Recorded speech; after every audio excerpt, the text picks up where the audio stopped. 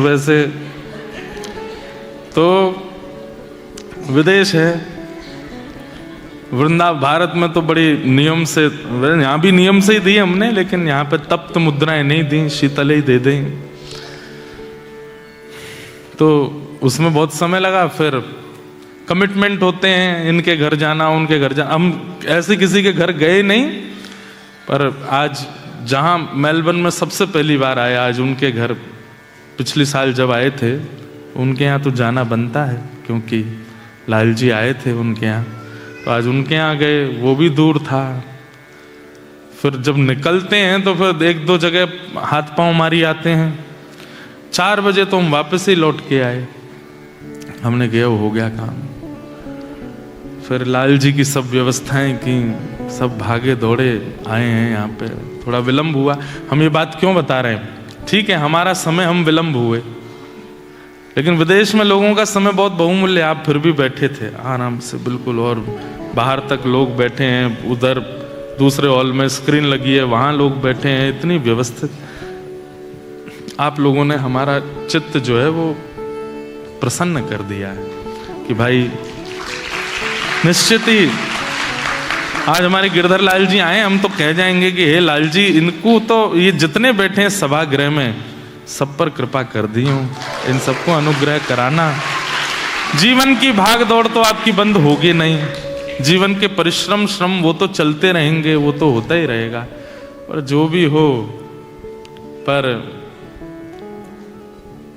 अंतिम काल में जब अंतिम समय आवे, उससे पूर्व ही हमारा उद्देश्य कहता है कि अंतिम श्वास आवे उससे पहले पहले भगवत दर्शन हो जाना चाहिए, तब मानेंगे कि हमारा भजन सार्थक था। हम ये नहीं कह रहे कल ही मिलो, परसों ही मिलो। आपको पता है नाथ कि हमारी अंतिम श्वास कब है, बस उस तिथि, उस तारीख, उस समय से पहले हमको मिल जाइएगा। हम ये रिग्रेट ना करें कि हम आपको बिना देखे चले गए पृथ्वी से। जाना तो है, पर आपसे मिलके जाना है। बस आज लाल जी से प्रार्थना है, आप लोगों ने जो इतना भाव इन्वेस्टमेंट किया है ना इस कथा में, इसके फलस्वरूप आप सबको, भले ऑस्ट्रेलिया में आप हो, संघर्ष करिए, धन कमाइए, डॉलर कमाइए, घर बनाइए, सब करो, पर ठाकुर जी निश्चित आप पर अनुग्रह करें, आप सबको ये भगवत दर्शन हो।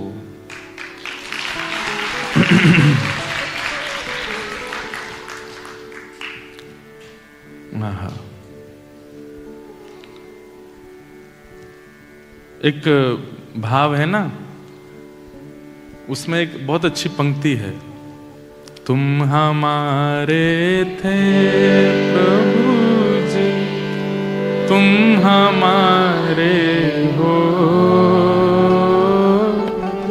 तुम हमारे ही रहोगे, ओ मेरे प्रियतम। हम तुम्हारे थे प्रभु जी, हम तुम्हारे हैं, हम तुम्हारे ही रहेंगे, ओ मेरे प्रियतम। इसमें एक अंतिम पंक्ति में एक बहुत अच्छी बात है, दास की बिनती सुन लीजो ओ ब्रजराज दुलारे, दास की बिनती सुन लीजो ओ ब्रजराज दुलारे। क्या विनती है? आखिरी आश यही जीवन की पूर्ण करना प्यारे, आखिरी आस यही जीवन की पूर्ण करना प्यारे। क्या है आखिरी आस? एक बार हृदय से लगा लो, हमारे प्राण निकले उससे पहले नाथ, बस एक बार आप हमको स्वीकार कर लीजिए। एक कॉन्सेप्ट हमारे दिमाग में होता है कि मृत्यु के बाद मुक्ति होती है, तब भगवत दर्शन होता है। नहीं, उसके बाद की किसने देखा है? आपने सूरदास जी का चरित्र स्वर्ग से सुना है क्या? सूरदास जी को स्वर्ग में मिले ठाकुर जी, मीराबाई को वैकुंठ में मिले ठाकुर जी, नरसिंह मेहता को साकेत में मिले ठाकुर? नहीं, पृथ्वी पर मिले, जीवित अवस्था में मिले। फिर हम मृत्यु की प्रतीक्षा क्यों कर रहे हैं?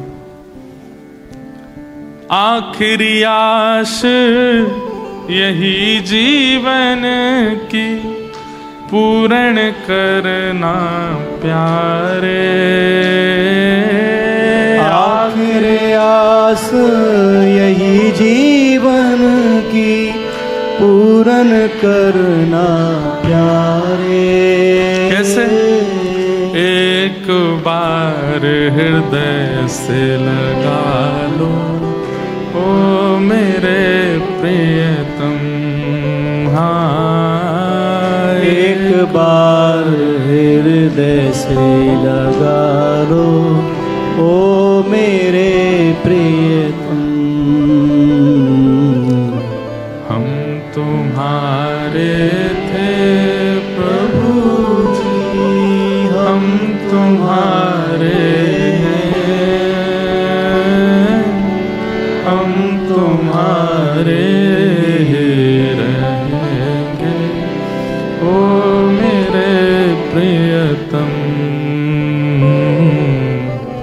हम तुम्हारे थे प्रभु जी, हम तुम्हारे हैं, हम तुम्हारे ही रहेंगे, ओ मेरे प्रियतम। बस यही आशा है। और हम बताएं, इससे अधिक ठाकुर जी से कभी याचना करनी भी नहीं चाहिए। देखिए, एक बात हमारी मानिएगा कि अपने परिस्थिति की बहुत मांग मत किया कीजिए ठाकुर जी से कि नाथ ऐसा जीवन चल रहा है, बस इसको ठीक कर दीजिए, ये हो रहा है, बस उसको ठीक कर दीजिए, हे हनुमान जी महाराज बच्चों का ये काम करवा दीजिए, ये कर दीजिए, ये कर दीजिए। नहीं, ये हमारी आस्था, हमारा विश्वास यहीं तक सीमित क्यों रहता है? आप जो भी जीवन में हो रहा है बस विश्वास चित्त में रखिए। देर लग सकती है पर मिल जाएगा, हो जाएगा कार्य, उसके लिए बोलिए मत। कई बार प्रेम का एक स्वरूप होता है कि प्रेमी को अपने दूसरे प्रेमी को क्या चाहिए बताना नहीं पड़ता, उसको पता होता है। और जहां बताना पड़ता हो ना, वहां पर एक कलेश आता है, क्या कि तुम जानते ही नहीं कि हमें क्या चाहिए, तो प्रेम कैसा? प्रेम में बताना थोड़ी पड़ता है कि मुझे क्या चाहिए। प्रेमी समझ जाता है कि मेरे प्रेमी को यह प्रिय है, और वही प्रेम सक्सेसफुल होता है जहां पर दूसरे प्रेमी को पता है कि मेरे प्रेमी की इच्छा क्या है। समझ में आ रही है बात?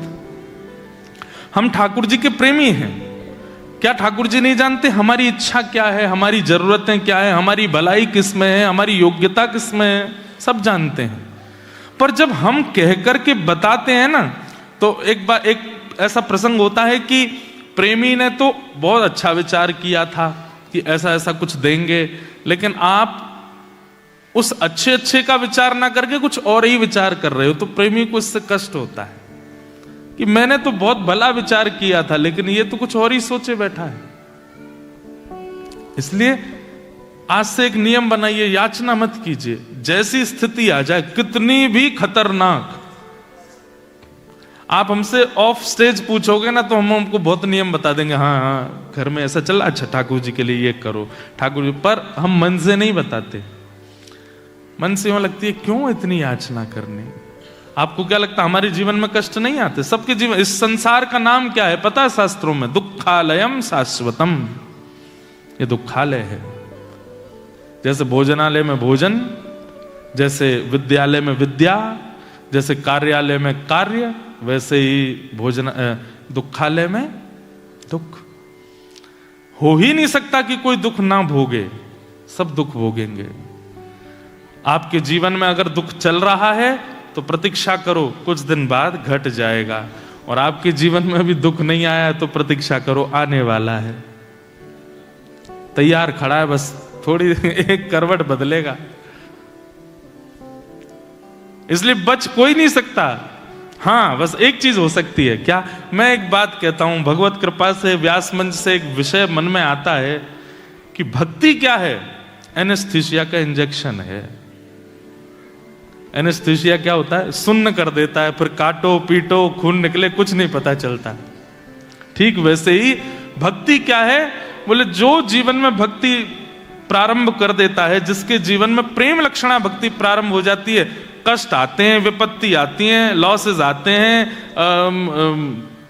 परीक्षाएं आती हैं, एग्जाम्स आते हैं, बहुत सारे अप्स एंड डाउन्स आते हैं, पर उसको एनेस्थीसिया लगा हुआ, सुन्न पड़ा, पता ही नहीं चलती उसको हो क्या गया। परिस्थिति तो आएगी लेकिन आप विचलित नहीं होगे।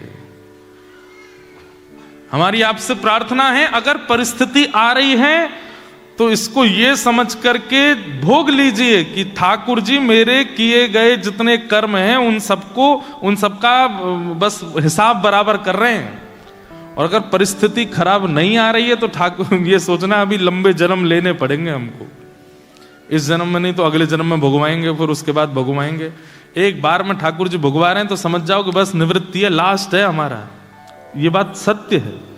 जो व्यक्ति अति भोग लेता है ना एक ही जीवन में, उसका अंतिम जन्म है। क्यों? ठाकुर जी ने उसके सारे एक साथ ही दे दिए। भीष्म पितामह इतमतिरुपकल्पिता वितृष्णा भगवत सात्वत पुंगवे विभूम्ने स्वसुखमुपगते क्वचिद् विहर्तुं प्रकृतिमगं किल यस्य गोपबद्ध्व कृतमनुकृतवत्य उन्मदान्धा प्रकृतिमगं किल यस्य गोपबद्ध्व। भीष्म पितामह क्या कहते हैं ठाकुर जी से? भीष्म स्तुति भागवत जी में गाई गई, लेकिन वहां एक प्रसंग आता है कि भीष्म पितामह ठाकुर जी से कहते हैं कि नाथ, एक बात मुझे आपसे पूछनी है, मुझे थोड़ा संकोच लग रहा है। ठाकुर जी बोले पूछो। सब लोग इधर देखो।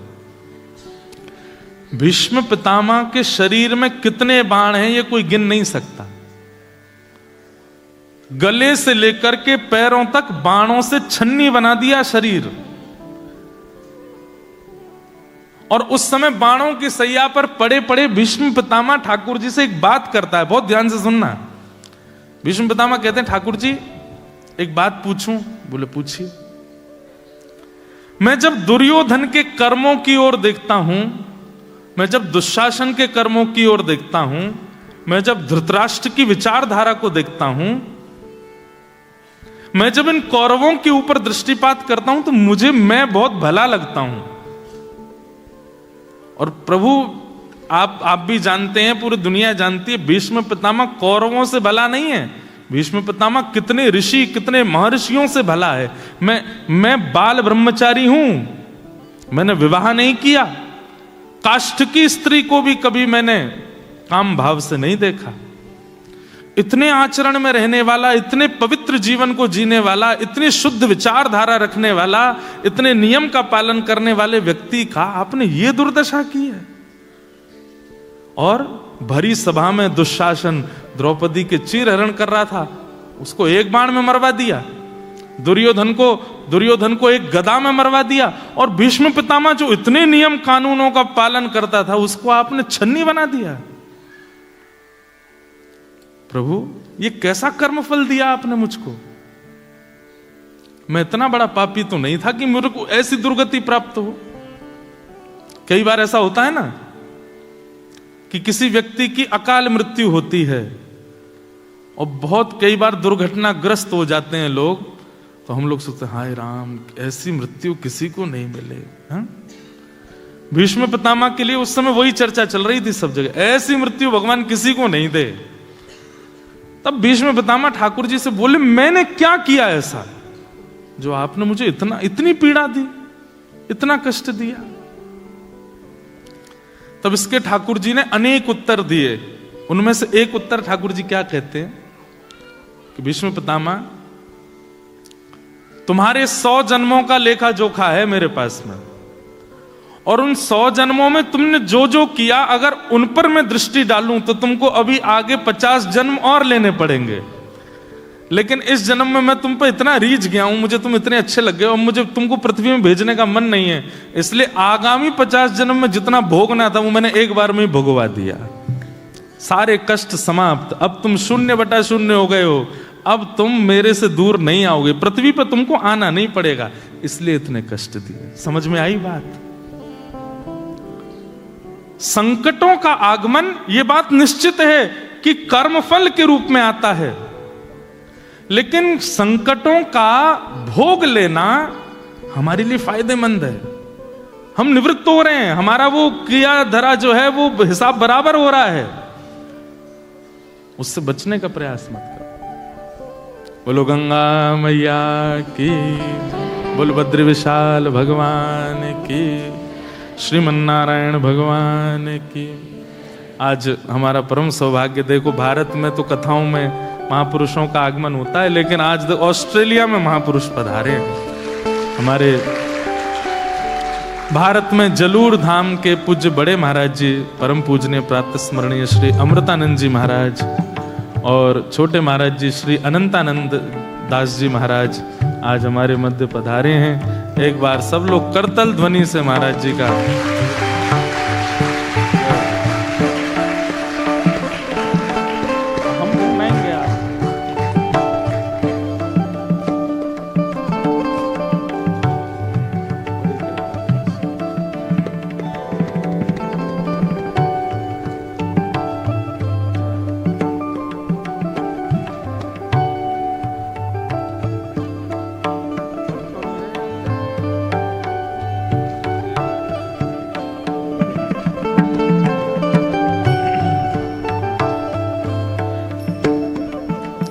अभी यहाँ ऑस्ट्रेलिया से पहले हमारी जो भारत में कथा थी वो हरिद्वार में थी, और हरिद्वार में जो कथा हुई थी वो पूज्य महाराज जी के द्वारा ही कराई गई थी। तो बस वहाँ से महाराज जी को महाराज जी आए तो अपने व्यवस्था से, अपने क्रम से हैं, पर मुझे ऐसा लगा कि मेरी इतनी याद आ गई कि महाराज जी आ गए। हमारे परम मित्र पूज्य श्री राम जी महाराज, श्री अनंतानंद जी महाराज, छोटे महाराज जी, और बड़े महाराज जी पूज्य श्री अमृतानंद जी महाराज, आप दोनों के युगल चरणों में बारंबार प्रणाम करते हैं। और सब मेलबर्न वासियों की ओर से महाराज जी को जय श्री कृष्ण, जय सिया राम, जय श्रीमन नारायण, जय जय श्री राधे। धन्यवाद हमारी नाक बचाने के लिए। आप सब लोगों के इस उत्साह से महाराज जी को पता तो चली, चलो श्रोता बढ़िया है महाराज जी के। तो हम क्या निवेदन कर रहे थे, बहुत सूत्रात्मक बात है। हिसाब बराबर कर लेना अच्छा है। रुक जाओ, अभी कथा के बीच में नहीं बोलते। हाँ, हम जो भाव कह रहे हैं वो सुनते रहो बस। क्या बता रहा था मैं? हाँ, हिसाब बराबर कर लेना अच्छा है। कई बार ऐसा होता है कि आप परिस्थिति से भागते हो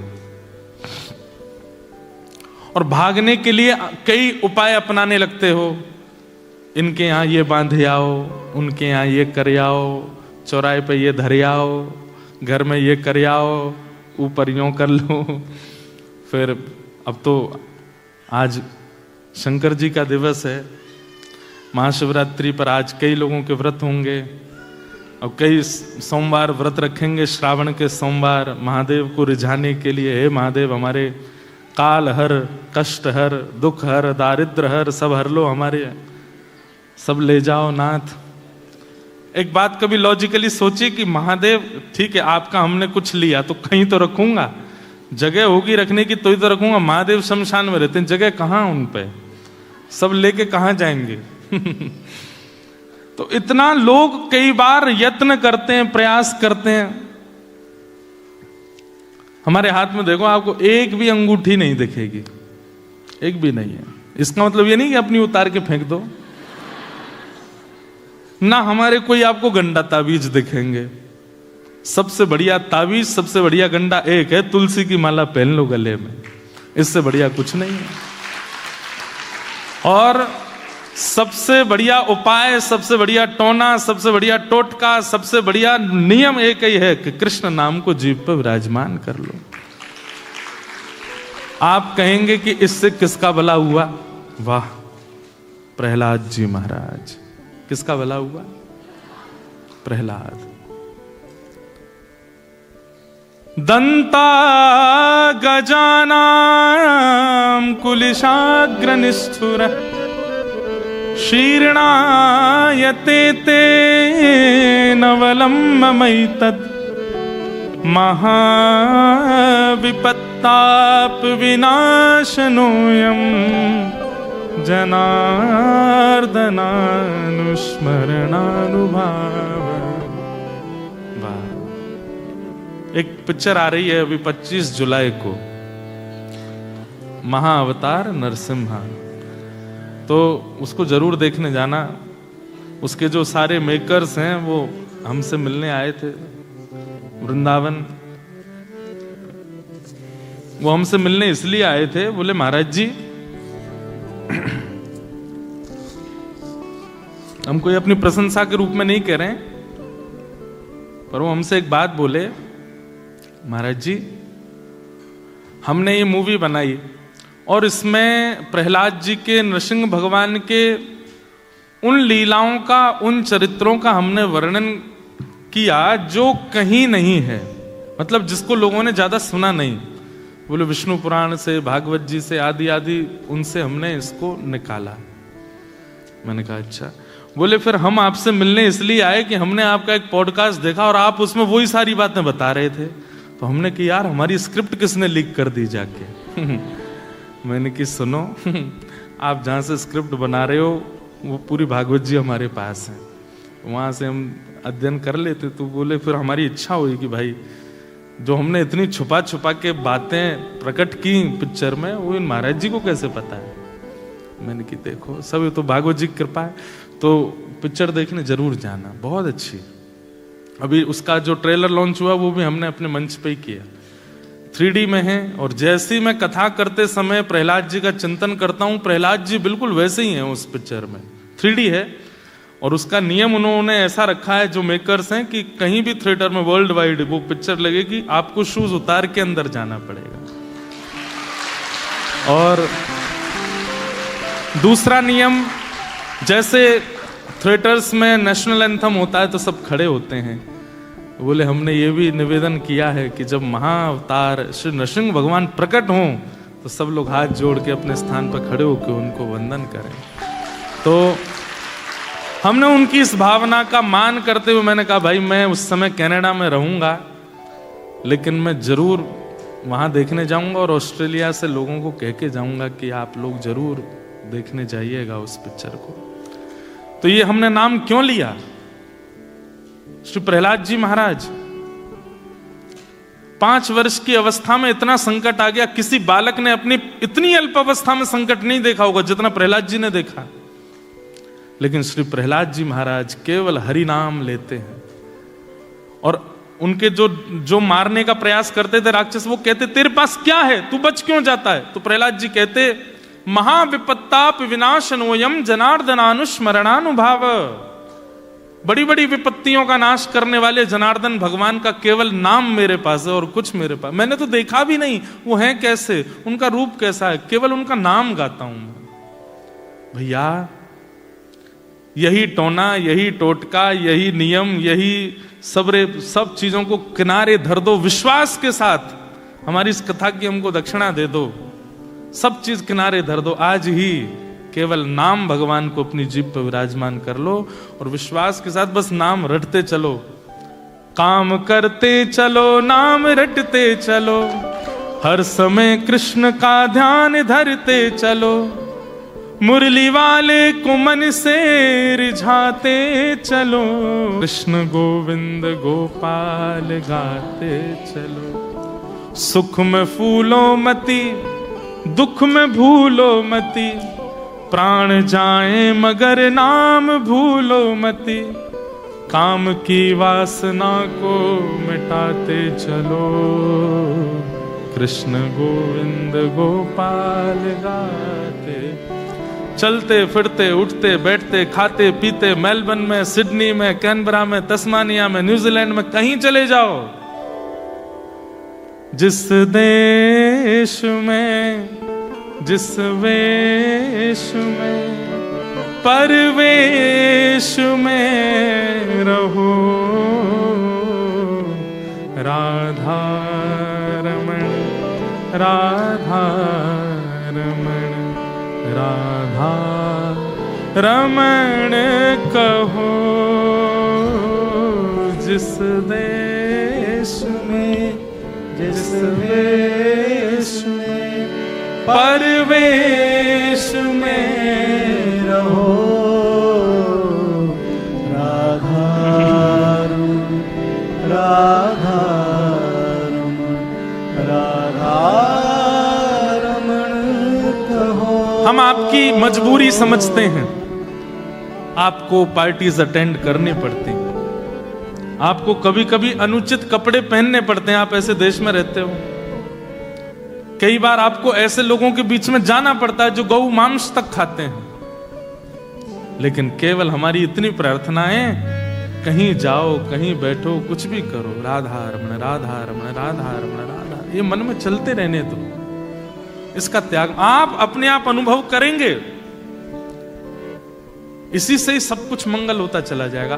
विपत्ति आएंगी, आपके पूरे घर को घेर लेंगी, लेकिन आप विचलित नहीं हो गए। इतनी जिम्मेवारी हम आपको बता रहे हैं, नाम का प्रभाव है।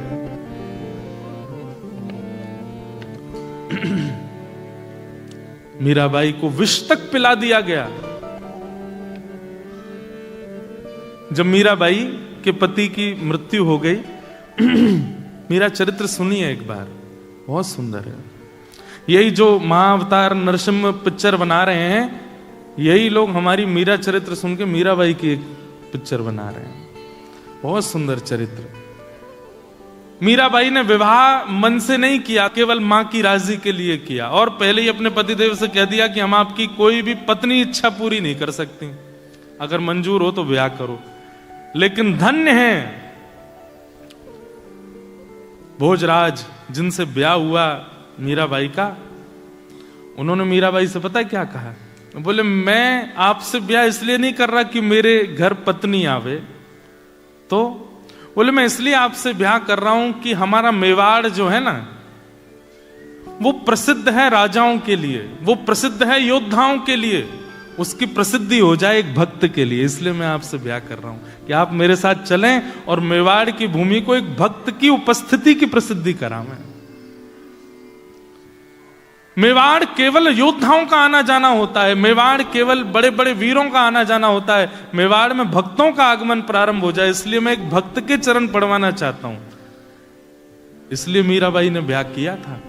ये तो मीराबाई तो सर्वस्व ठाकुर जी को दे चुकी हैं।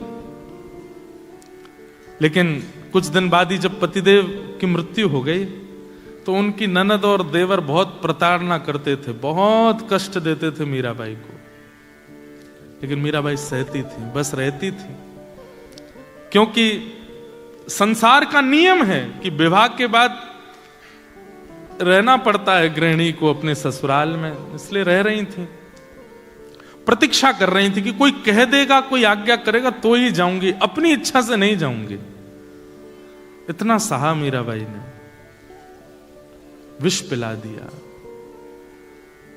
विष को देख करके मीराबाई बोली ये काला काला क्यों है? तो ननद ने कहा तेरा कन्हैया काला है ना, उसका अभिषेक करके ला, इसलिए काला हो गया है। चरणामृत है, चरणामृत सुनते ही पी गई। भैया एक बात याद रखना, चरणामृत में योग्यता नहीं, प्रसाद में योग्यता नहीं, विश्वास में योग्यता होती है। आपको जब प्रसाद दिया जाता है और आप प्रसाद के रूप में देखते हो लड्डू है, तुरंत प्रसाद का प्रभाव खत्म हो जाता है। आपके हाथ में प्रसाद दिया गया, आपने प्रसाद देखते, अच्छा क्या है? बोले खीर है। खीर शब्द मन में आते ही, विचार आते ही उसका प्रसाद का प्रभाव खत्म हो जाता है। प्रसाद हाथ में धारण कराया गया, तो जैसे प्रसाद हाथ में आवे, चैतन्य महाप्रभु कहते हैं महाप्रसादे गोविंदे, उनके प्रति गोविंद की भावना रखो। वो साक्षात श्री कृष्ण है, ये मान करके सिर से लगा के जैसे ही पाओगे, चाहे जो हो, कल्याण करेगा। वस्तु की भावना नहीं। मीराबाई वही भावना रखती थी। उनको तो कह दे कोई चरणामृत है, अब वो भले ही कहीं का भी जल हो, चरणामृत मान के पीती, और प्रभाव भी चरणामृत का ही होता था। कह दिया चरणामृत, विष पी गई, कुछ नहीं हुआ मीराबाई को। और जिस विष को, जिस वैद्य से उस विष को बनवाया था, उस वैद्य को बुलाया ननद ने और छोटे देवर ने, और कहा तूने हमसे छल किया, ये विष बता करके दे गया, कुछ नहीं हुआ मीराबाई को। बोले अरे मैं तो ऐसा विष बनाया कि उसको सूंघ ले तो मर जाए आदमी। तो कटोरी मंगवाई, उसमें 1-2 बूंद बचा था। बोले तू चाट के दिखा इसको। वैद्य ने जैसे ही चाटा, प्राण निकल गए। ये देख करके उनकी ननद तो समझ गई, बोले मीरा सामान्य। उसी समय मीराबाई की शरणागति ले ली। बोले कि सामान्य नहीं है। क्या करती थी मीराबाई? केवल नाम।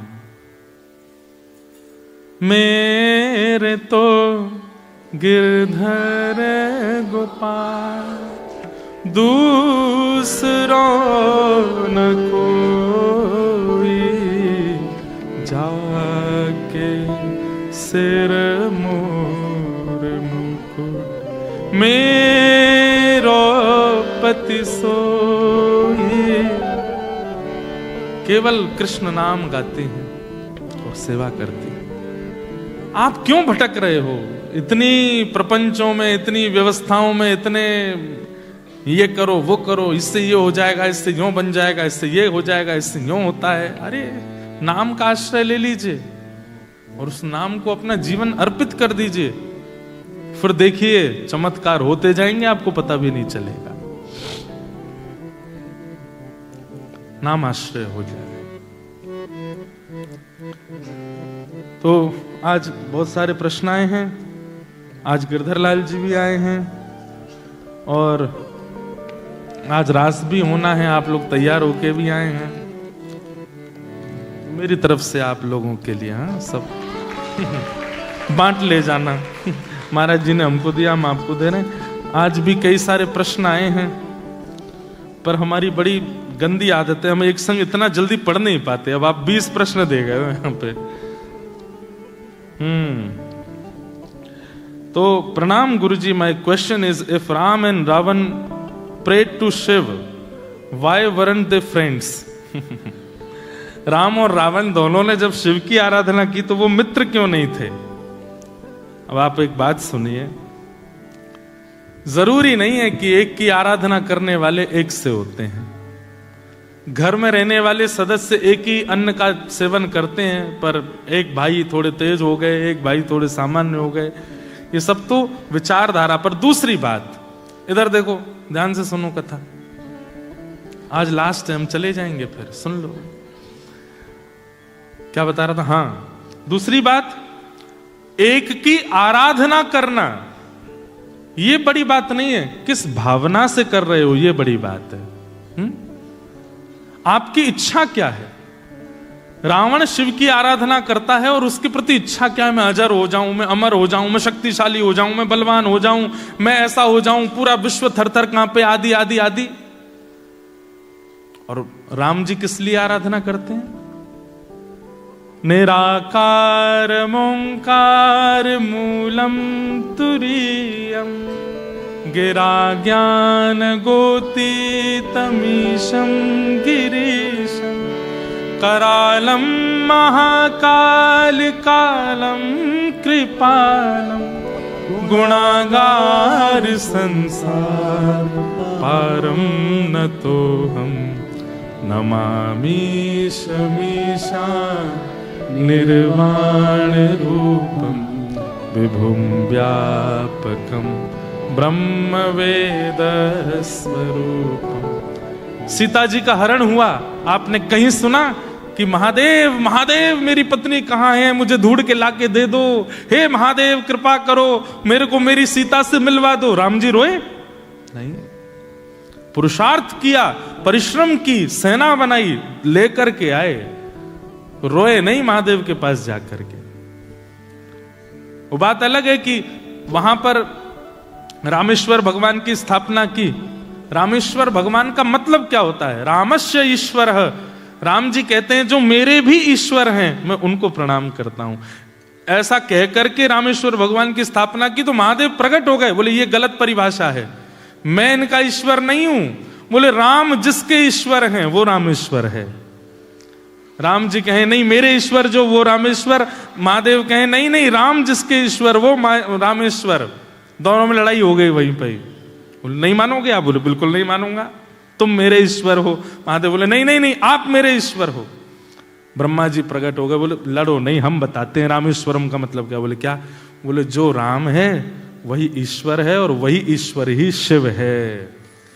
हो गई परिभाषा, समझ में आई बात? महादेव ब्रह्मा जी क्या बोले? जो राम है वही ईश्वर है और वही ईश्वर ही शिव है। तो मतलब जो राम है वही शिव है और राम शिव ये दोनों ही ईश्वर हैं, वही रामेश्वर है। कोई बड़ा कोई छोटा नहीं है, एक ही है। वहां पर कोई याचना नहीं है महादेव से, इसलिए राम अलग हैं। और रावण तो बिना याचना के जल तक नहीं चढ़ाता। ऐसा कहते हैं कि रावण रोज कैलाश जाता था, every day from Sri Lanka Kailash जाता था। तो कैलाश में लंबी लाइन लगी होती थी महादेव के दर्शन करने वालों की। रावण बोलता मैं लाइन में लगूंगा? मैं तुम जानते हो मैं कौन हूं? रावण जिसके पीछे लाइन में खड़ा होता था ना, आगे वाला जब पीछे, अरे आप आगे आ जाओ आप आगे आओ। इतना खौफ था रावण का। ये कैसा भक्त है ठाकुर जी का, जो जिसमें विनम्रता नहीं आई, जिसमें दीनता नहीं आई, जिसमें सरलता नहीं आई। एक अपने आप को भक्त कहता है। ऐसे भक्त आज भी होते हैं, जिन लोगों को ये लगता है कथा हम पीछे बैठेंगे, कथा में हम नीचे बैठेंगे, कथा में सोफा नहीं है हमारे लिए। समझ जाइएगा कि सोफा वाले बुरा नहीं मानना। कहीं सोफा वाले यूं सोचने लगे हो भाई हमारे लिए बोले, नहीं नहीं आपके लिए नहीं बोला मैंने, आप लोग तो अच्छे हो, सब अच्छे हैं, कोई ऐसी बात नहीं। पर कई लोग होते हैं ऐसे, हम यहां बैठेंगे, ये स्थान है हमारे लिए। ये रावण करता था। तो रावण एक दिन बड़ा परेशान हो गया। बोले मैं रोज आता हूं कैलाश और इतनी लंबी कतार लगी होती है और ये सब खड़े रहते हैं आगे, और फिर उसके बाद भी रावण को सबसे ज्यादा बुरा क्या लगता था? इतना लंबा लाइन में खड़े होके गया और फिर महादेव को जब प्रणाम कर, महादेव ऐसे ही बैठे रहते। तो रावण एक आध बार पैर छूता, ऐसे करता, तो थोड़ा नेक हिलाता, नेक तो खोल के देखो कौन आया है सामने। रावण आगे कभी स्वर्ण चढ़ा रहा है, कभी रत्न चढ़ा रहा है। महादेव तो वो तो चिदानंद रूप है शिवो, हम उनको स्वर्ण से प्रसन्न करोगे, उनको रत्न से प्रसन्न करोगे, तो अपने अपने में स्थित रहते हैं। महादेव अपनी स्थिति में बैठे रहते। रावण को लगता है ये देख क्यों नहीं रहे मैंने क्या चढ़ाया। तो रावण ब्रह्मा जी से पूछता कि इनको प्रिय क्या है। बोले शंकर जी को स्तुतियां बहुत प्रिय लगती हैं, कोई संस्कृत में स्तुति गावे, कोई अच्छे अच्छे भाव, तो फिर रावण ने शिव तांडव स्तोत्र लिखा। अच्छा, रावण की विशेषता यह थी कि वो अपने शब्दों को इतना भयानक प्रयोग करता था कि उन शब्दों से ऐसा लगे कि मानो डमरू बज रहा है। मतलब आप शिव तांडव स्तोत्र सुन के सो नहीं सकते। आपको सोना है तो आपको नमामि मीशान ही सुनना, रुद्राष्टकम ही सुनना पड़ेगा। अब नमामि मीशान कितनी मीठी मीठी है, तो शिव तांडव स्तोत्र ऐसी ऐसी स्तुतियां बनाता था रावण की, उसको सुनकर के महादेव के नेत्र खुल जाते थे। यस्यास्ते ड्राट ड्राट डुट डुट ममलम टम टम टम टम टम डम शम डुडम शम डुहि डुहि चकितम भूपके भूपनालम तैलम तैलम तो तैलम कुकु कुकु कुकु ख्वांग कुखांग ख्वांग कुख्वांग ख्वांग ध्यायन्ते यस्य गान्ते वसति से सकलम पातुनो चंदचूड़। महादेव आंख खुल गई, कहां है भैया? इधर हूं। क्यों? हिमालय की चोटियां हिलने लगती थीं, क्योंकि एक तो होता है एक मुख से और मीठे स्वर से बोलना, वो 10 सिर से चिंगाड़ करके बोलता था, पूरी ताकत लगा देता था, तो हिमालय हिलने लगता था, बर्फ गिरने लगती थी, महादेव भी झूमने लगते थे। महादेव के कौन भाई, रुक जा आ जा, जल चढ़ा ले, आ जा। तो काय को इतना परेशान होता। अब ये है रावण। भले ही उसने शिव आराधना की, लेकिन विनम्रता से नहीं, दैन्यता से नहीं, सरलता से नहीं। तो इसका मतलब एक देव का पूजन यदि 2 लोग करते हैं, एक देव के पूजन से कोई फल नहीं है। उन 2 अर्चकों की भावना कैसी है, धारणा कैसी है, भाव कैसा है, उससे देव वैसा फल प्रदान करते हैं।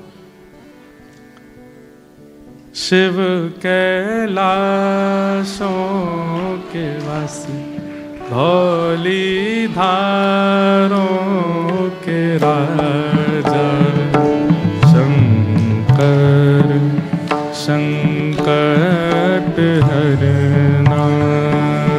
गाइए। शिव के दासों के वासी, घोरी धारों के राजा, शंकर संकट हरना। ओ भोले बाबा शंकर संकट हरना। आज श्रावण का पहला सोमवार है, महादेव को यहीं से ही जलाभिषेक कर दीजिए। जलाभिषेक नहीं, वाणी से अभिषेक कर दीजिए। गाइए भाव से। हे शिव कैलाशों के वासी, धौली धारों के राजा, शंकर संकट हरना। शिव कैलाशों के वासी, घोरी धारों के राजा, शंकर संकट हरना। ओ तेरे कैलाशों का अंत न पाया,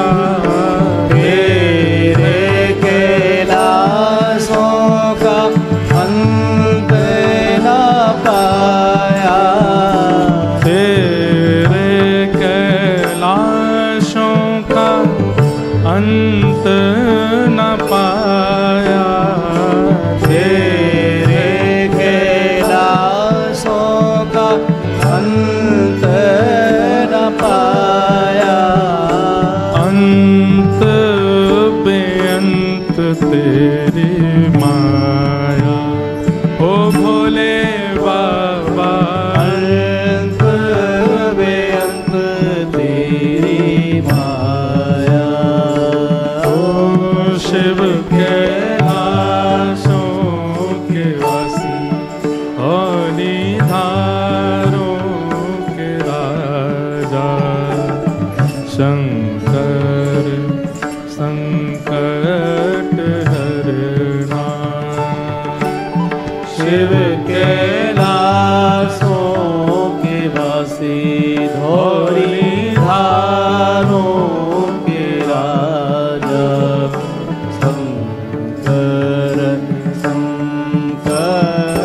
देवादिदेव महादेव शंकर भगवान की।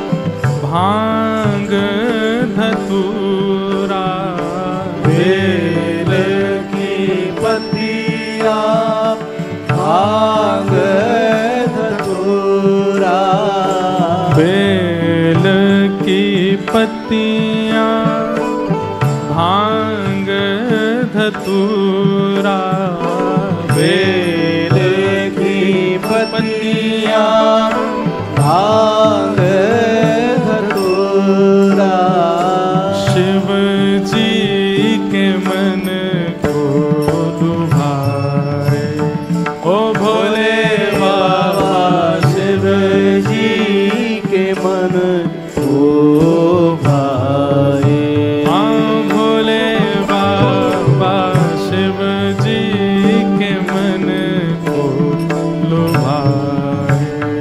ओ भोले बाबा शिव जी के मन को भाए। भाव भाव से शिव कैलाशों के रस धौली धारों के राजा शंकर संकट हरना। ओ भोले शिव के दासों के बासी गोरी धारों के राजा शंकर संकट हरना। ओ शंकर संकट हरना शंकर संकट हरना। शंकर संकट हरना। बोलो देवादिदेव महादेव शंकर भगवान की जय। तो अच्छा हुआ ये प्रश्न आ गया, तो इसी बहाने महादेव पहले ही आ गए कथा में।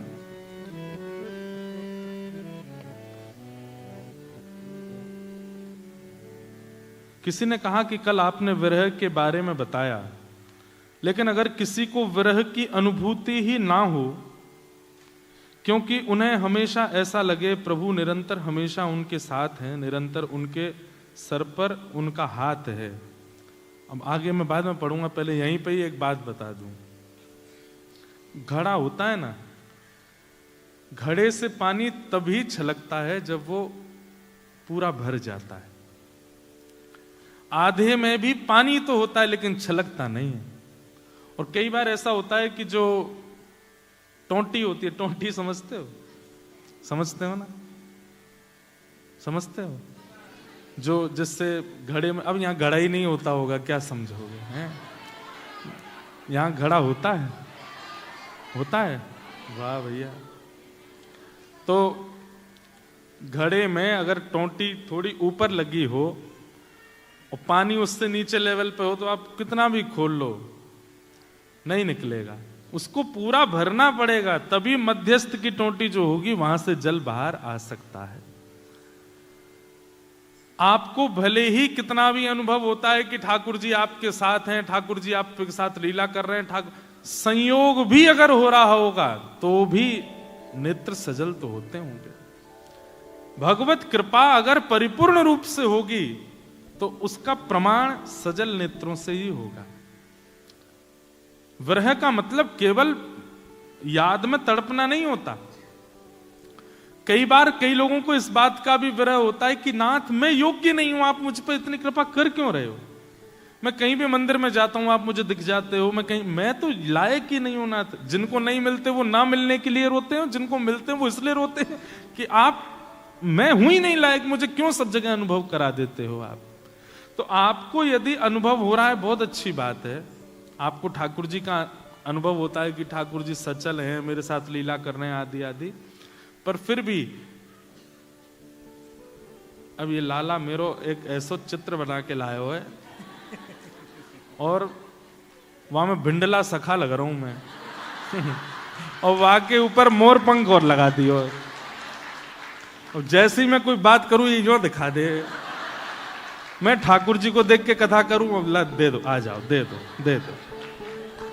अब ये चित्र देख के मुझसे कथा नहीं हो रही है। अरे भैया, हाँ लाली तुम भी दे जा।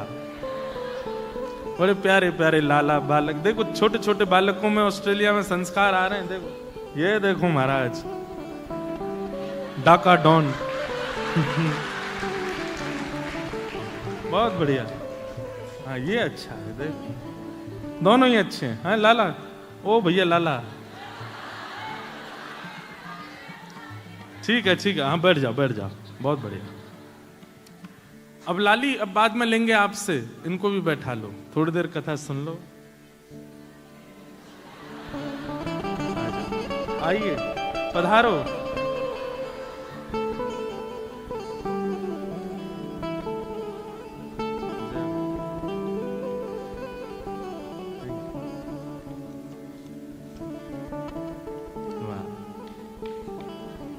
छोटे छोटे बच्चों में भाव आते हैं तो अच्छा भी लगता। अच्छा आ जाओ।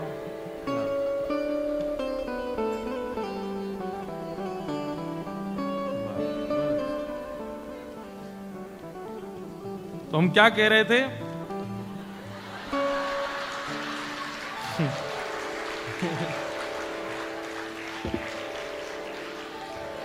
आ जाओ, एक ही बार में आ जाओ भाई, सबरे।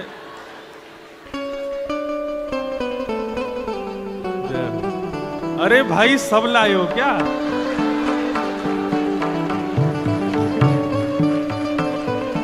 लाओ भाई।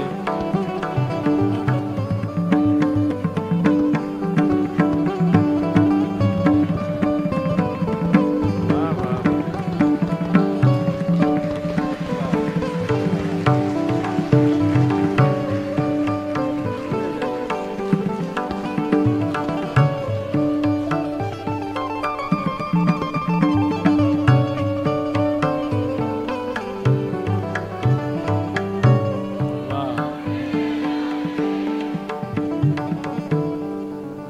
असली सखियां तो यही हैं सब, आज रास की। वाह बहुत बढ़िया, बहुत आनंद भैया। ये देखो हम भले ही इसमें,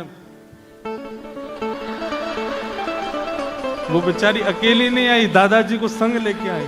आओ आओ आओ, आ जाओ, ऐसे रोना नहीं, आ जाओ।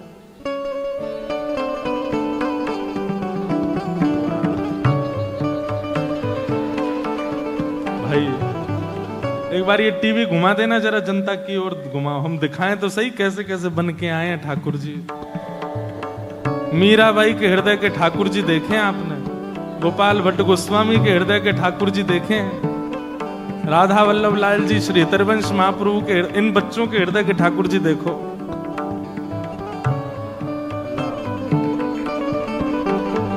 ये तो अभी अभी बना के लाई है, ये तुरंत।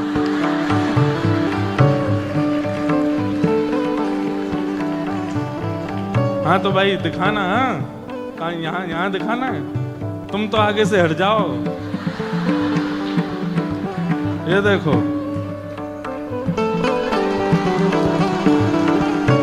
दिख रहे हैं?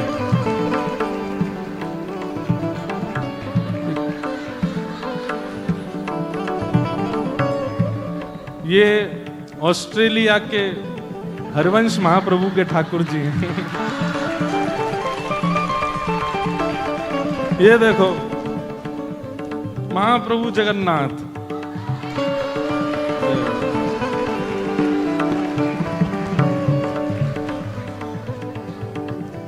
ये सीधे उल्टे कहां से हैं?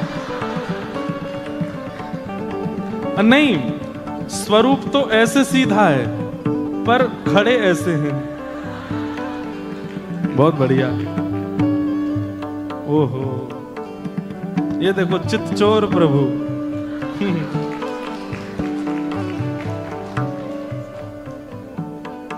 कंस को मारने की जरूरत नहीं पड़ेगी, देख के ही मर जाएगा।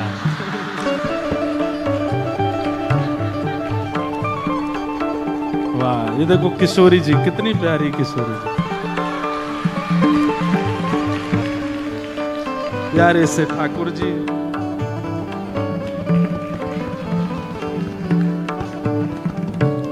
श्रीनाथ जी, गिरधर लाल प्यारे। आप लोग देखो, ये बच्चे कितना परिश्रम करते होंगे ठाकुर जी के चित्र बनाने में। मोर पंख बना है, पीछे वंशी बनी है, कि जितनी देर चित्र बनाते होंगे उतनी देर ठाकुर जी का चिंतन चलता रहता होगा। अभी छोटे छोटे बच्चे, इन सबके चित्त में ये भावना प्रकट होना बहुत बड़ी बात है। अब देखो किशोरी जी के चरण और ठाकुर जी के हाथ में है।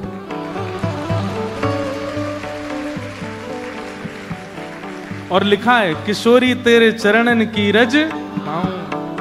वाह, ये देखो राधा रानी आज रास में तैयार होके आई हैं।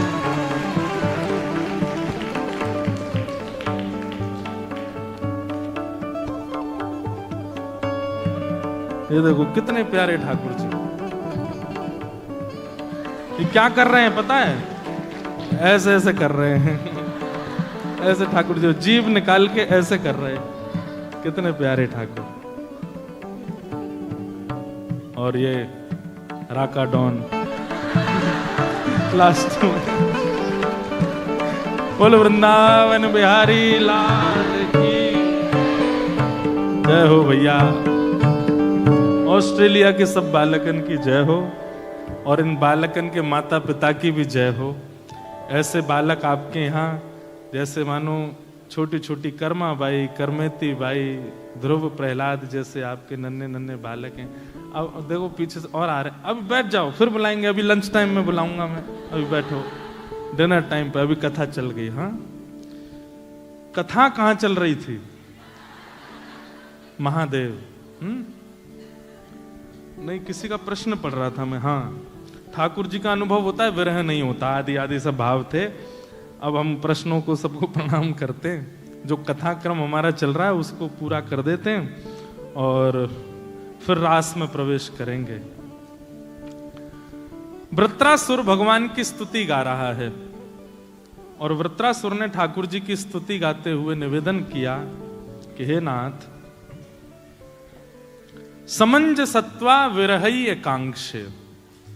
कल उसने विरह की कामना की थी ठाकुर जी से। एक बात हमारा बहुत ध्यान से सुनिएगा, बहुत सब लोग इधर देखो।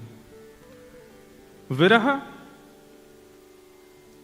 उसी भाव का होता है जिसको आप प्राण अर्पित कर चुके हो। जिसके प्रति अभी प्राण अर्पित नहीं किए उसके प्रति विरह नहीं होता।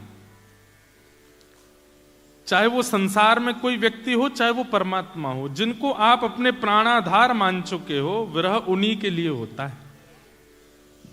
ठाकुर जी को केवल आप अपने ऊपर कृपा का सोर्स मानते हो। आपके केवल बिगड़ी बनाने वाले ठाकुर जी हैं, आदि आदि ये सब भावना आपके चित्त में, तो उनका विरह कभी नहीं होगा। लेकिन आपके प्राणनाथ, आपके जीवन नाथ, आपके सर्वस्व यदि ठाकुर जी हैं तो आपको विरह होगा। तो जिनके चित्त में विरह की भावना नहीं है वो प्रार्थना किया करो कि हे किशोरी जी आप हमारी प्राण बन जाओ, हे श्याम सुंदर आप हमारे प्राण बन जाओ।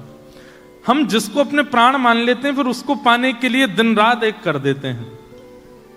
कल मैंने एक बात कही थी कि आप लोग सुनते होंगे संसार में लोग लड़की के लिए हत्या कर लेते हैं। लड़के नए नए, लड़कियां लड़कों के लिए अपनी जान गंवा देती हैं।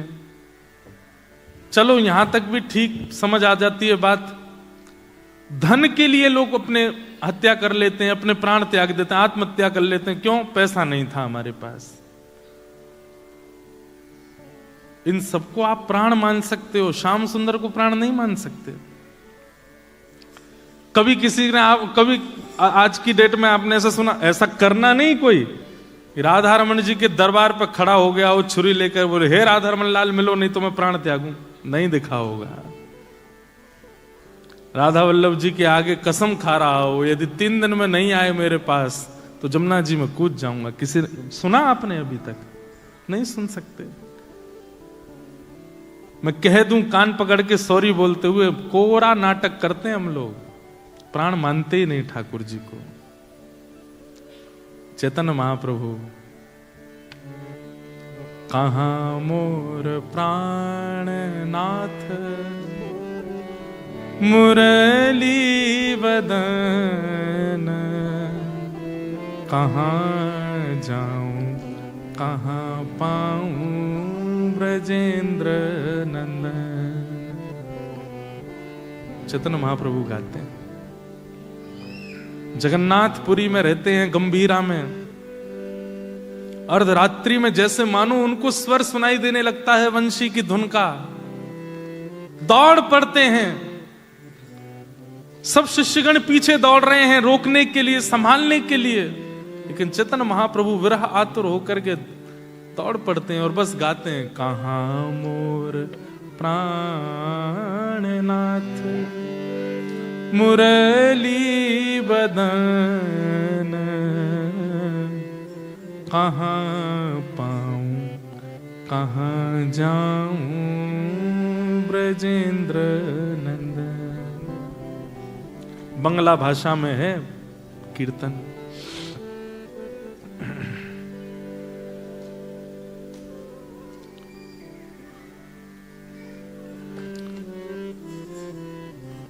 प्राण मानिए ठाकुर जी को, तब विरह आएगा चित्त में। और यदि अभी प्राण नहीं माना है, विरह नहीं आता, तो नित्य यही प्रार्थना किया करो कि हे ठाकुर जी आप हमारे प्राण बन जाओ, हे श्याम सुंदर आप हमारे प्राण बन जाओ, हे राधा रमण आप हमारे प्राण हो जाओ। आपको जय संसार की वस्तु पाने के लिए लालायित रहता हूं, मैं आपकी प्राप्ति के लिए लालायित रहूं, आपके लिए मैं बेचैन रहा। एक भक्त की कथा सुना है, भक्तमाल में एक कथा आती है। एक जमींदार की बेटी थी, बहुत ध्यान से सुनना, और उसकी बेटी एक राजा की बेटी, दोनों आपस में मित्र थी। एक सामान्य व्यक्ति की बेटी और एक राजा की पुत्री, ये दोनों आपस में सखी थी एक दूसरे की। सब लोग इधर देखो, कथा सुनो बहुत ध्यान से। तो एक बार एक संत चातुर्मास करने के लिए गांव में आए। तो राजा की बेटी रोज अपने भवन से निकल के आती, जमींदार की बेटी के साथ खेलती थी। तो वो संत आकर के उस जमींदार के घर पर ही 4 महीने के लिए रुके। अब संत ने आकर के अपना पूरा, अब जैसे ऐसा होता है कि घर में जब कोई रसिक आते हैं, कोई कथा वक्ता आते हैं, कोई महापुरुष आते हैं, तो 15-16 साल के बच्चे तो कमरे से नहीं निकल के आते अपने।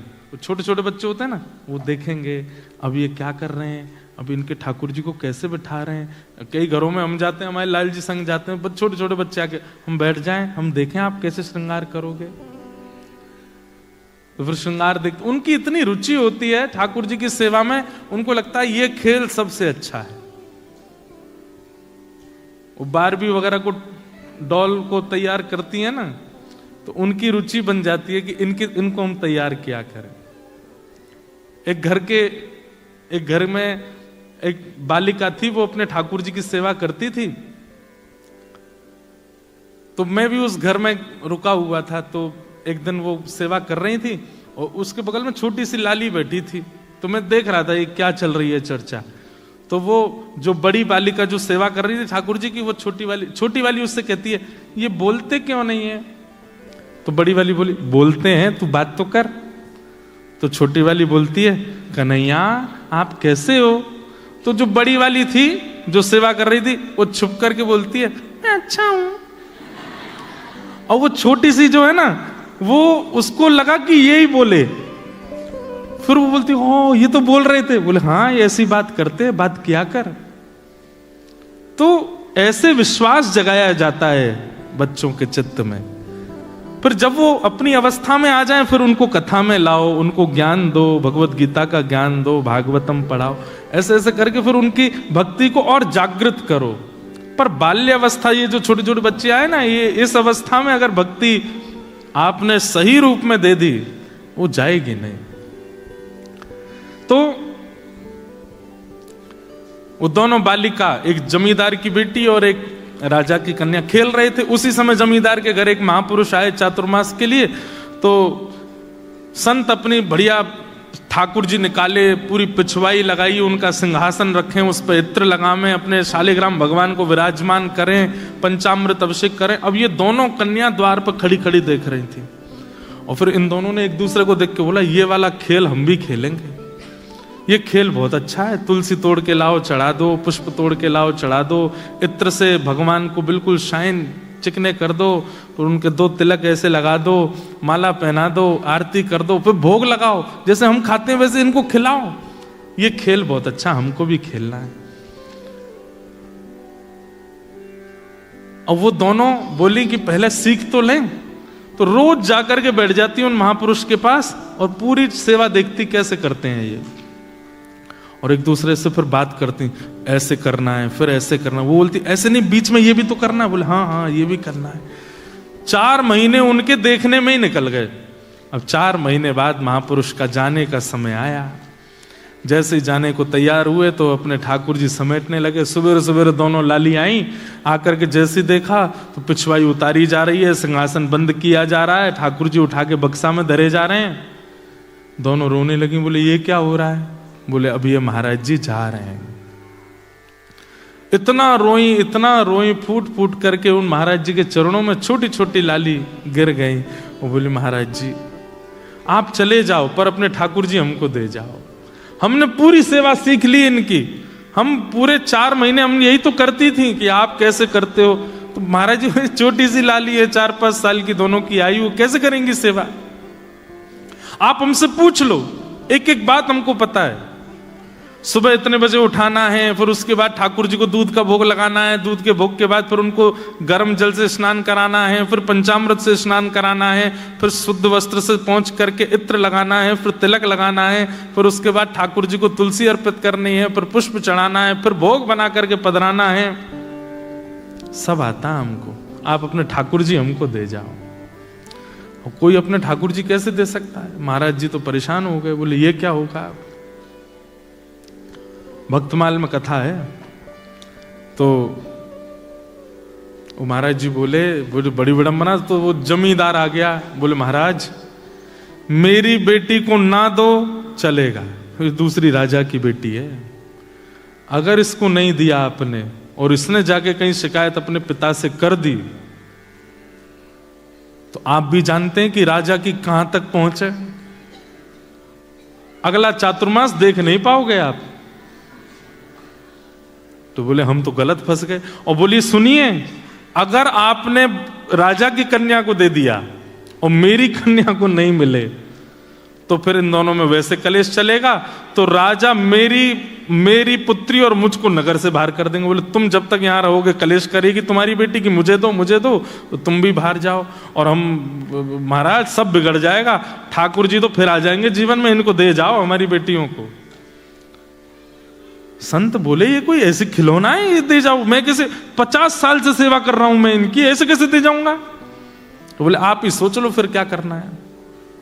तो संत ने एक बहुत अच्छी युक्ति सोची। एक बाहर से शालिग्राम जी जैसे दिखने वाले 2 पत्थर ले आए और पत्थर ला करके वो पत्थर रख दिए सिंहासन पर और अपने ठाकुर जी उठा के धर दिए नीचे सामान्य सी चौकी पर। दोनों कन्याओं को बुलाया। बोले इधर आओ। कन्या आई। बोले अच्छा देखो ठाकुर जी कहाँ हैं? बोले ऊपर बैठे हैं। और बोले नीचे वाले? बोले हाँ ये भी ठाकुर जी। बोले नहीं, ऊपर वाले जो हैं वो ठाकुर जी हैं, नीचे वाले जो हैं ये सेवक हैं। अब बताओ तुमको सेवक चाहिए कि ठाकुर जी चाहिए? दोनों कन्या बोली नहीं नहीं हमको ठाकुर जी चाहिए, सेवक नहीं चाहिए। तो महात्मा बोले ठीक है, तो सेवक मैं ले जाऊं? बोले हाँ आप ले जाओ। सेवक असली ठाकुर जी थे। तो शालिग्राम भगवान को गले से लगाया और सामान्य से पत्थर दोनों कन्याओं को दे दिए। जैसे ही जाने लगे तो कन्या बोली इनका नाम क्या है ठाकुर जी का?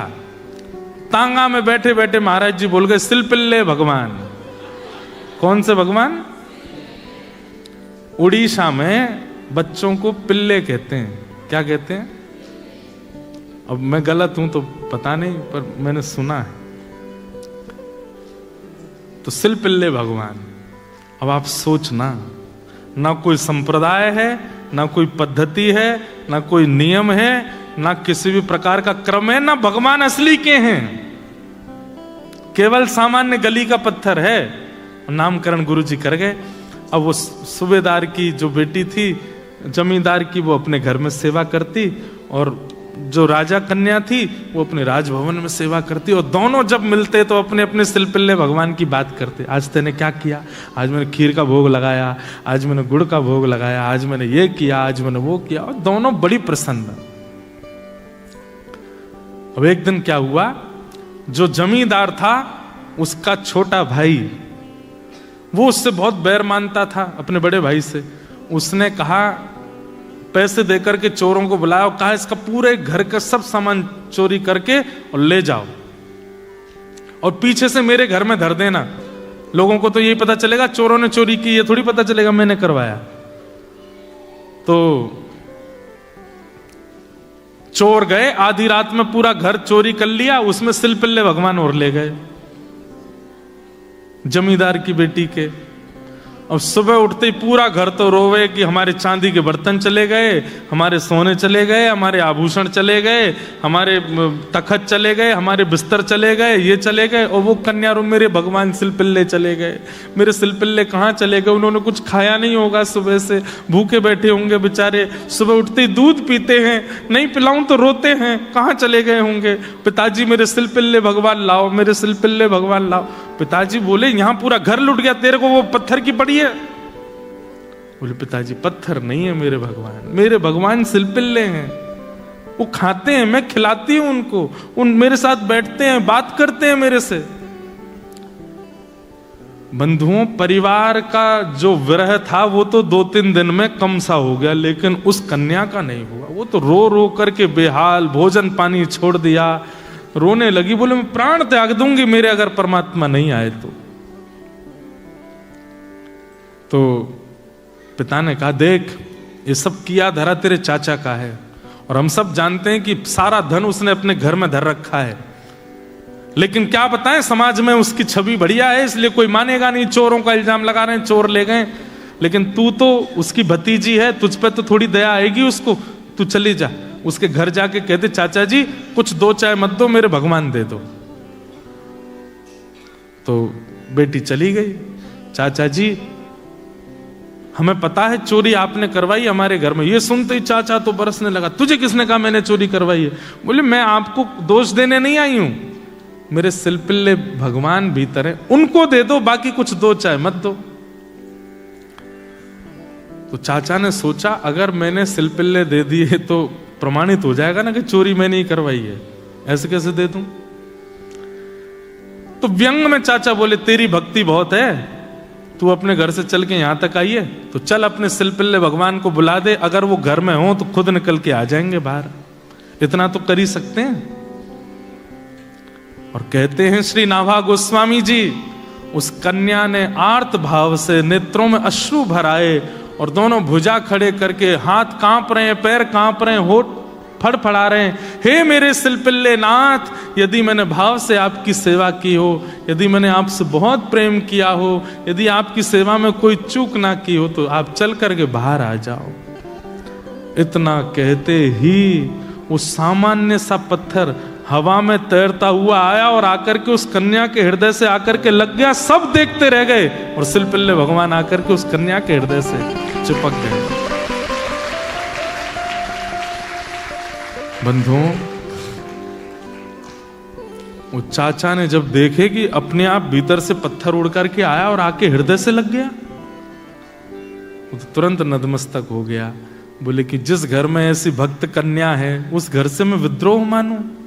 सारा धन लेकर के गए, अपने भैया को अर्पित कर दिया और भैया को जाके बताई बात। तब परिवार के घर के लोगों ने ये माना, वो अब तक तो यही मानते थे कि पत्थर से खेलती है, तब उनको विश्वास हुआ कि नहीं, ये तो साक्षात परमात्मा है। सिलपिल्ले। अब राजकन्या, उस राजकन्या का विवाह हो गया। विवाह में उसने एक ही शर्त रखी कि मैं अपने सिलपिल्ले भगवान को लेके जाऊंगी। सिलपिल्ले नाम सुनते ही जिससे ब्याह हो रहा था राजकुमार, वो बहुत जोर से हंसा। तो उसी समय राजकन्या को खटक गया। वो बोले कि ब्याह तो करूंगी लेकिन इसके संग रहूंगी नहीं, मैं मेरे ठाकुर जी की हंसी उड़ा रहा है। ब्याह हो गया, पालकी में बैठ करके जा रही थी अपने ससुराल। तो बीच रास्ते में कहीं रुके सब लोग प्रसाद पाने के लिए, और कन्या अपनी पालकी में बैठी सिलपिल्ले भगवान से बात कर रही थी। भूख लगी है, कुछ खाओगे?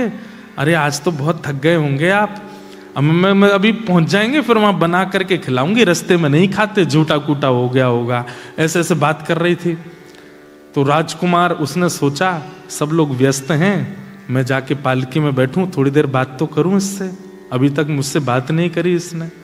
तो राजकुमार आया, आकर के पालकी में बैठा, बोले क्या बड़बड़ा रही थी तुम, किससे बात कर रही थी?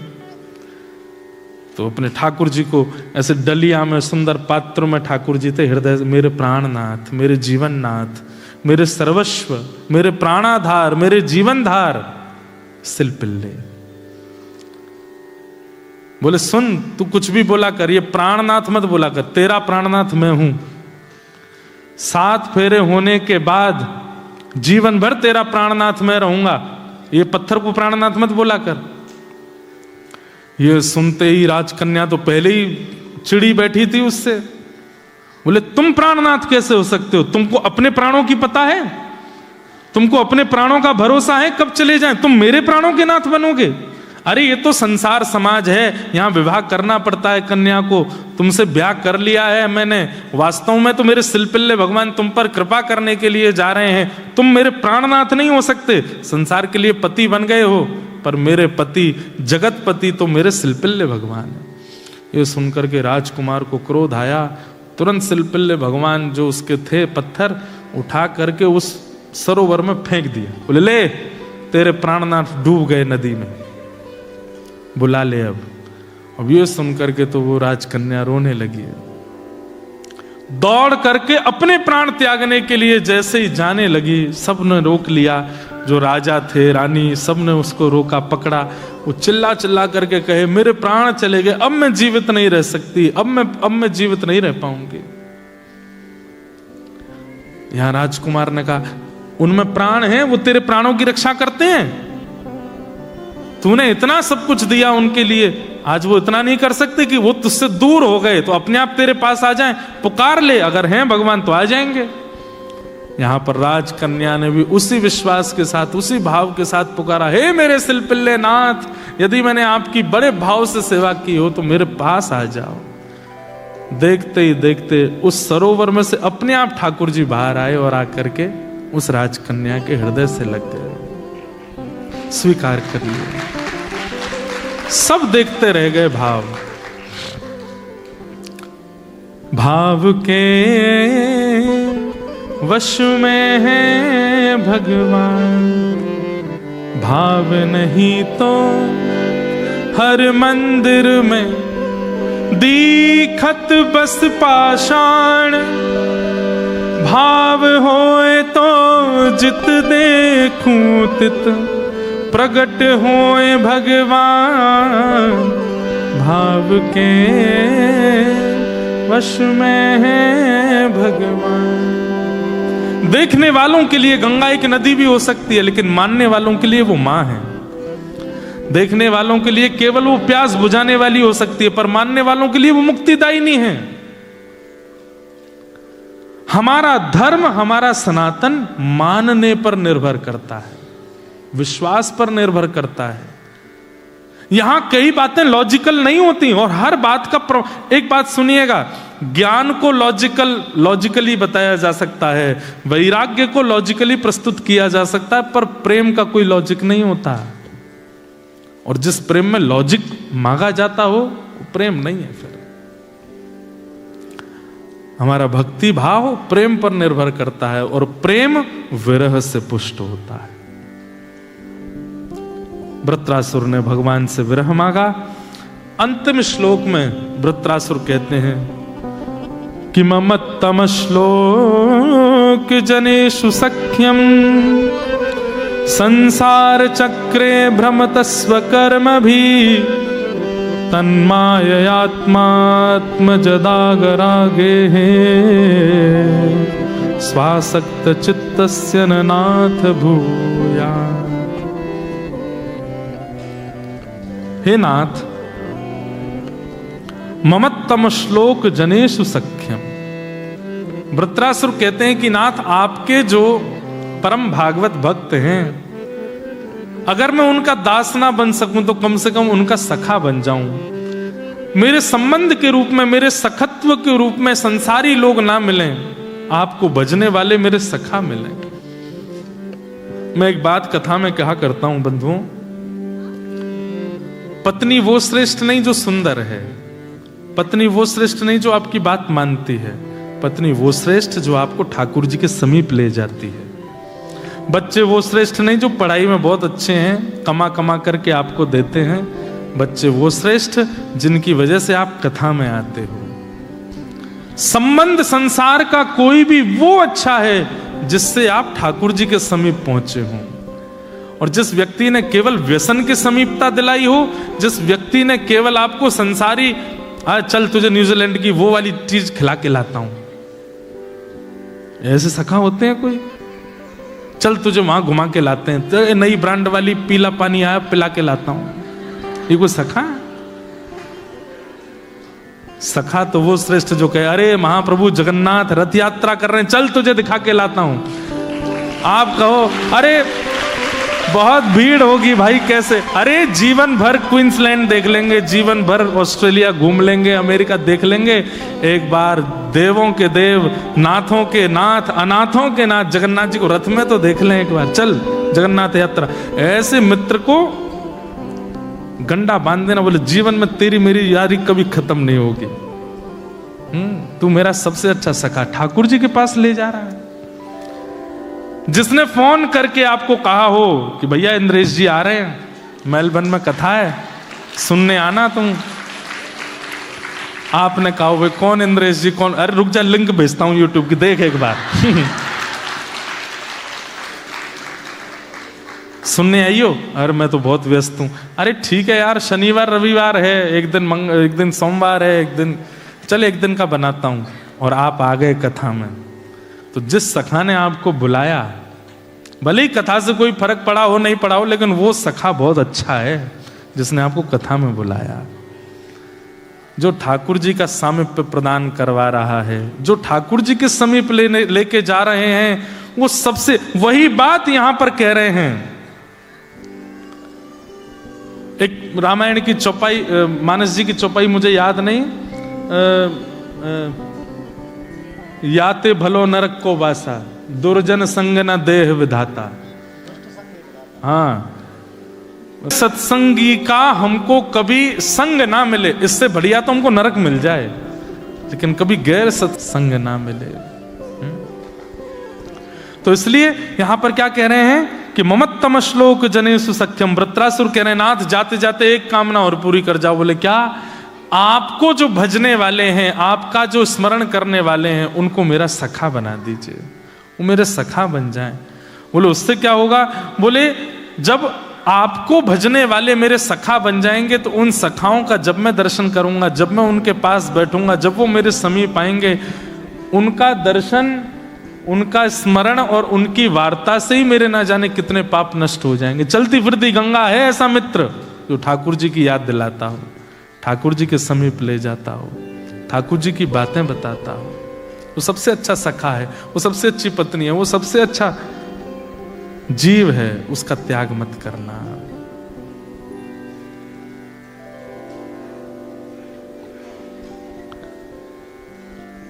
जिसकी कृपा से भगवत प्रीति बनी हो, ऐसे व्यक्ति को मेरे जीवन में सखा बना करके भेज दो। वृत्रासुर ने इन 4 श्लोकों में ये भाव कहे। पहले श्लोक में दासत्व मांगा, दूसरे श्लोक में विरह मांगा और तीसरे श्लोक में सखा मांगे। ये 3 जीवन में अगर आ जाएं तो वैष्णवता निश्चित रूप से आपके चित्त में व्यवस्थित हो जाएगी। ऐसे वृत्रासुर को हम बारंबार प्रणाम करते हैं। इन 3 सूत्रों को याद रखिएगा। पहला तो हरिदास बनने का प्रयास करो, हरि के दास। दूसरा, हमारे चित्त में प्रेम, हमारे चित्त में विरह प्रकट हो किशोरी जी का, ठाकुर जी का, ये भाव प्रयास करो। और तीसरा, उनसे मित्रता करो, उनसे संबंध बनाओ जो हरि के जन हैं। कई बार आपको ऐसे लोगों के पास बैठना पड़ता है जिससे आपको बिजनेस प्रॉफिट हो रहा है, जिससे आपको डॉलर मिलने वाले हैं। वहां नाटक किया करो, कोरा, वहां तो बस अरे you are the best, I am so fortunate to have you in my life. बाहर निकल के बोले अरे चले, मेरा मित्र तो वो है रोज हरि नाम संकीर्तन करता है, जो रोज कथा सुनता है, जो रोज भगवत स्मरण करता है, जो कथा की याद दिलाता है। सुबह सुबह मेरी आंख खुलती है तो लिंक भेजी होती है उसने किसी की कथा की। ले प्रेमानंद जी का ये प्रवचन सुन, ले ये वृंदावन के महाराज जी की बातें सुन, देख ये महाराज जी क्या कह रहे हैं। ऐसे ऐसे भाव भेजने वाले को व्हाट्सएप पे एक फीचर होता है जो बहुत फेवरेट हो तो उसके आगे स्टार लगा दो। ऐसे लोगों को स्टार बना दिया करो, ये स्टार फ्रेंड है मेरा, इसका त्याग कभी नहीं करूंगा मैं। तो ये 3 सूत्र आपको वृत्रासुर से लेने हैं। ऐसे वृत्रासुर को हम बारंबार प्रणाम करते हैं।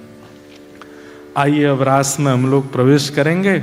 प्यारे गिरधर लाल जी विराजमान होंगे और आप सब लोग ये बड़ी वाली स्क्रीन इसी पे ही दर्शन कर लीजिएगा और अपने स्थान से हमारे लाल जी जिन्होंने नहीं देखे हों या देखे भी हैं सोशल मीडिया पे, इतने से ही हैं वो, छोटे से, तो इतने स्पष्ट दिखेंगे नहीं आपसे, इसलिए ज़्यादा आगे आना नहीं, इसमें देख लेना, प्रयास करना है ऐसे ऐसे करके देख लेना, फ़ोन से जूम करके देख लेना।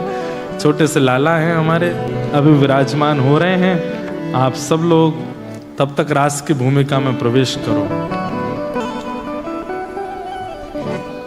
राधा नाचे कृष्ण नाचे, नाचे गोपीजन, राधा नाचे नाचे नाचे गोपीजन, ओ राधा नाचे कृष्ण नाचे, नाचे गोपीजन, राधा नाचे कृष्ण नाचे नाचे गोपीजन। ओ मन मेरा बन गया सखी रे पावन वृंदावन, ओ मन मेरा बन गया सखी रे पावन वृंदावन, ओ मन मेरा बन गया सखी रे पावन वृंदावन, ओ मन मेरा बन गया सखी रे पावन वृंदावन। राधा नाचे कृष्ण नाचे, नाचे गोपीजन, ओ राधा नाचे कृष्ण नाचे नाचे गोपीजन, ओ राधा नाचे कृष्ण नाचे गोपीजन, ओ राधा नाचे कृष्ण नाचे नाचे गोपीजन। क्योंकि मन मेरा बन गया सखी रे पावन वृंदावन, क्योंकि मन मेरा बन गया सखी रे पावन वृंदावन। रचो है रास रचो है, आज यमुना के नारे महारास रचो है, ओ रास रचो है, रास रचो है, यमुना किनारे महारास रचो है, ओ रास रचो है, रास रचो है, आज यमुना के नारे महारास रचो है, ओ रास रचो है, रास रचो है, यमुना किनारे महारास रचो है। ए सूरज भी नाचे चंदा नाचे, नाचे तारागण, सूरज भी नाचे चंदा नाचे नाचे तारागण, ब्रह्मा भी नाचे शंकर नाचे, नाचे देवगण, ब्रह्मा भी नाचे शंकर नाचे नाचे देव। मन मेरा बन गया सखी रे पावन वृंदावन, ओ मन मेरा बन गया सखी रे पावन वृंदावन, ओ मन मेरा बन गया सखी रे पावन वृंदावन, ओ मन मेरा बन गया सखी रे पावन वृंदावन। ओ रास रचो है, रास रचो है, आज यमुना के नारे महारास रचो है, रास रचो है, रास रचो है, यमुना किनारे महारास रचो। और रास रासेश्वर भगवान की जय हो।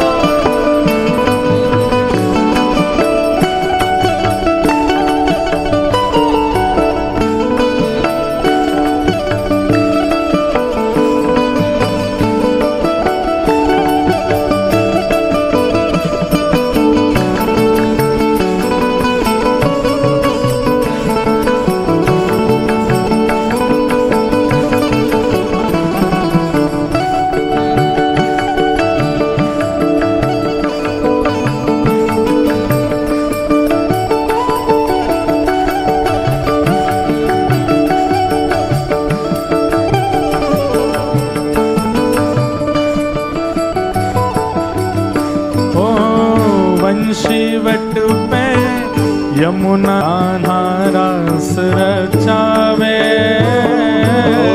वंशी वट पे यमुना तट पे कान्हा रास रचाए। गोपी बन के शंकर आए, गोपेश्वर कहलाए। गोपी बन के बोलो गोपेश्वर महादेव की। गोपेश्वर कहलाए। डम डम डमरू बाजे कान्हा की मुरली पे, डम डम डमरू बाजे कान्हा की मुरली पे। डम डम डमरू बाजे कान्हा की मुरली पे, डम डम डमरू बाजे कान्हा की मुरली पे। जग सारा नाचे रे, श्याम संग राधा नाचे रे। श्याम संग राधा नाचे रे। ओ श्याम संग राधा नाचे रे। श्याम संग राधा नाचे रे। आप जहाँ जहाँ खड़े हो वहीं भुजा उठा करके झूमते रहो। ऐसा भाव रखो कि एक भुजा हमारी किशोरी जी ने पकड़ी है और दूसरी भुजा ठाकुर जी ने पकड़ी है, और हम सब प्रिया प्रियतम के साथ ही रास विहार करते हुए इस 3 दिन के उत्सव को आज विराम कर रहे हैं। राधा नचे, ओ राधा नचे, हाँ हाँ राधा नचे, कृष्ण नचे, नचे गोपीजन। राधा नाचे कृष्ण नाचे, नाचे गोपीजन। क्योंकि मन मेरा बन गए सखे रे पावन वृंदावन। मन मेरा बन गया सखे रे पावन वृंदावन। ओ मन मेरा बन गया सखे रे पावन वृंदावन। ओ मन मेरा बन गया सखे रे पावन वृंदावन। ओ चंद्र किरण सा श्याम सलोना, 2 आँखें कजरारी।